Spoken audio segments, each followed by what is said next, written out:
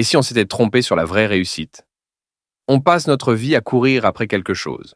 Mais après quoi? Exactement. L'argent? Le succès? La reconnaissance?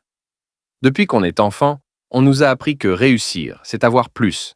Plus d'argent, plus de biens, plus de prestige. Mais si cette course était une illusion? Parce que la réussite, en réalité, n'a pas une seule définition.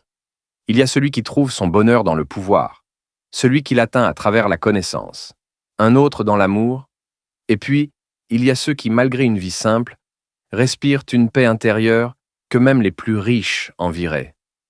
Mais soyons honnêtes, l'argent compte. Il te donne des choix, du confort, une certaine liberté. Il peut éviter des souffrances inutiles.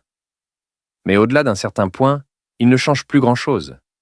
Une fois que tes besoins de base sont couverts, que tu peux te nourrir, te loger et vivre décemment, tout ce que tu accumules en plus n'est qu'un luxe. Alors, pourquoi tant de gens continuent-ils à courir après toujours plus? Parce qu'ils confondent réussite et possession. Parce qu'ils pensent que le bonheur est un objet qu'ils finiront par acheter. Mais plus ils possèdent, plus ils se sentent vides. Regarde autour de toi.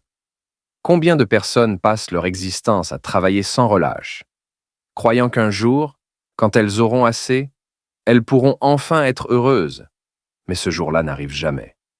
Parce que plus elles ont, plus elles veulent. Elles n'amassent pas de l'argent, elles amassent une prison.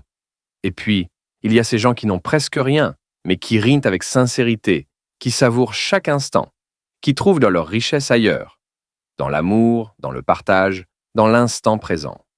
Prenons 2 exemples. Il y a ce chef d'entreprise multimillionnaire, respecté, admiré, qui vit dans une villa de rêve, mais qui chaque soir dîne seul, incapable de faire confiance à ceux qui l'entourent, persuadé qu'on l'aime uniquement pour son argent. A-t-il vraiment réussi sa vie?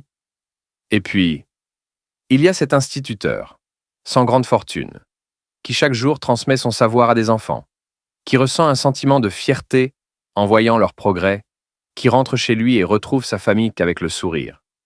Qui des deux est le plus riche? Alors, la vraie question, c'est qu'est-ce qui a réellement de la valeur pour toi?